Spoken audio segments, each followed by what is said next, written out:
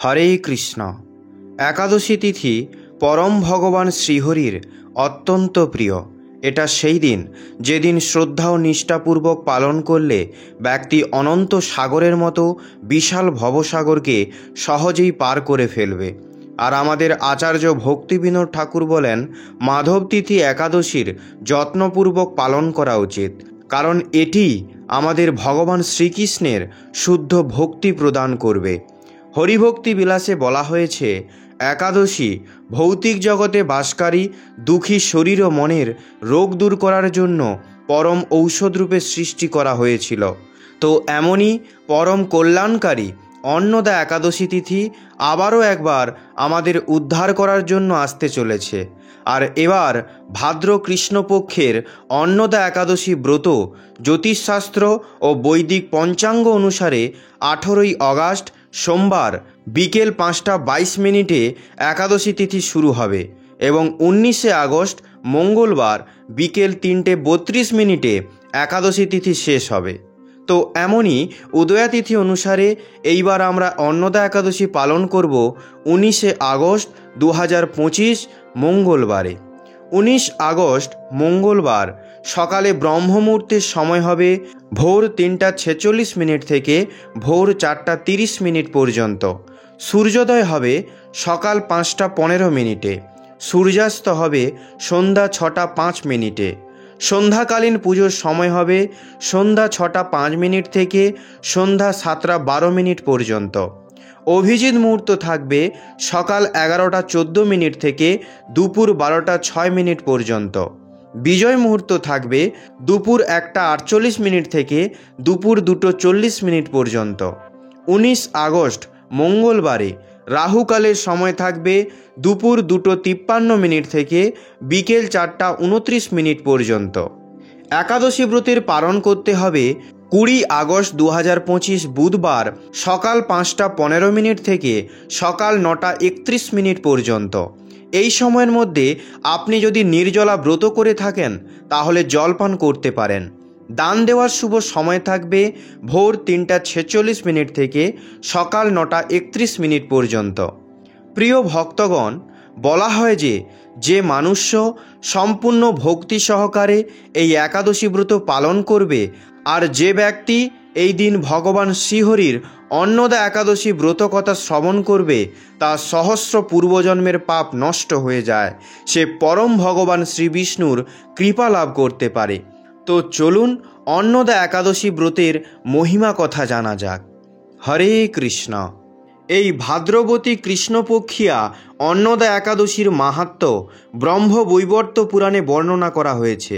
মহারাজ যুধিষ্ঠির বললেন, হে কৃষ্ণ, ভাদ্র মাসের কৃষ্ণপক্ষের একাদশীর নাম কি তা শুনতে আমি অত্যন্ত আগ্রহী। শ্রীকৃষ্ণ বললেন, হে রাজন, আমি সবিস্তারে এই একাদশীর কথা বর্ণনা করছি, আপনি একাগ্র চিত্তে শ্রবণ করুন। ভাদ্রের কৃষ্ণপক্ষীয় একাদশীকে বলা হয় অন্নদা। এই তিথি সর্বপাপ বিনাশিনী। যিনি শ্রীহরির অর্চনে এই ব্রত পালন করেন তিনি সর্বপাপ মুক্ত হন। এমনকি এই ব্রতের নাম শ্রবণেই রাশি রাশি পাপ বিদূরিত হয়ে যায়। এই ব্রত প্রসঙ্গে একটি পৌরাণিক ইতিহাস রয়েছে। প্রাচীনকালে হরিশ্চন্দ্র নামে এক নিষ্ঠাপরায়ণ সত্যবাদী চক্রবর্তী রাজা ছিলেন। পূর্ব কর্মফল ও প্রতিজ্ঞার সত্যতা রক্ষায় তিনি রাজ্যভ্রষ্ট হন। অবস্থা এমন হলো যে তিনি নিজের স্ত্রী পুত্র এবং অবশেষে নিজেকেও পর্যন্ত বিক্রি করতে বাধ্য হলেন। হে রাজেন্দ্র, এই পুণ্যবান রাজা চণ্ডালের দাসত্ব স্বীকার করেও সত্য রক্ষার্থে দৃঢ় নিষ্ঠা প্রদর্শন করেছিলেন। তিনি শ্মশানে মৃত ব্যক্তির বস্ত্র কররূপে গ্রহণ করতেন। এইভাবে তাঁর বহু বছর কেটে গেল। দুঃখ সাগরে নিমজ্জিত হয়ে কি করি, কোথায় যাই, কিভাবে দুর্দশা থেকে উদ্ধার পাই, এই চিন্তায় তিনি দিনরাত্রি বিভোর হলেন। এমন সময় দৈবক্রমে পর দুঃখী গৌতম ঋষি রাজার কাছে এলেন। রাজা মণিকে দর্শন করে ভক্তি ভরে প্রণাম করলেন। করজোড়ে তাঁর সামনে দাঁড়িয়ে একে একে নিজের সমস্ত কথা জানালেন। রাজার দুঃখের কথা শুনে মুনিবর বিস্ময়াপন্ন হলেন। অত্যন্ত ব্যথিত হয়ে তিনি বললেন, হে রাজন, ভাদ্র মাসের কৃষ্ণপক্ষের একাদশী অন্নদা নামে জগতে প্রসিদ্ধ। আপনি এই ব্রত পালন করুন। এই ব্রত প্রভাবে আপনার সমস্ত পাপের বিনাশ হবে। আপনার ভাগ্যবশত আগামী 7 দিন পরেই এই তিথির আবির্ভাব হবে। ওই দিন উপবাস থেকে রাত্রি জাগরণ করবেন। এইভাবে ব্রত উদযাপনে আপনার সমস্ত পাপ ক্ষয় হবে। হে রাজন, আপনার পুণ্য প্রভাবে আমি এখানে এসেছি জানবেন। এই কথা বলে গৌতম মুনি অন্তর্হিত হলেন। ঋষিবরের উপদেশ মতো তিনি শ্রদ্ধা সহকারে সেই ব্রত পালন করলেন। তার ফলে তাঁর সমস্ত পাপ দূর হলো। হে মহারাজ, এই ব্রতের প্রভাব শ্রবণ করুন। যথাবিধি এই ব্রত পালনে বহু বছরের দুঃখভোগের অবসান হয়। ব্রতের প্রভাবে রাজা হরিশ্চন্দ্রের সকল দুঃখ সমাপ্ত হলো। পুনরায় তিনি স্ত্রীকে ফিরে পেলেন এবং তাঁর মৃত পুত্র জীবিত হলো।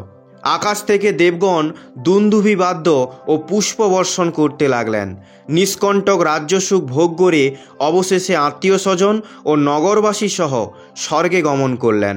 যে মানুষ নিষ্ঠা সহকারে এই ব্রত পালন করেন তিনি শ্রীহরিচরণে ভক্তি লাভ করে অবশেষে দিব্যধামে গমন করেন। এই ব্রতের মাহাত্ম্য পাঠ ও শ্রবণে অশ্বমেধ যজ্ঞের ফল লাভ হয়। তো প্রিয় ভক্তগণ, আপনারা সবাই ভালো থাকবেন, সুস্থ থাকবেন। ধন্যবাদ। জয় শ্রীকৃষ্ণ। রাধে রাধে।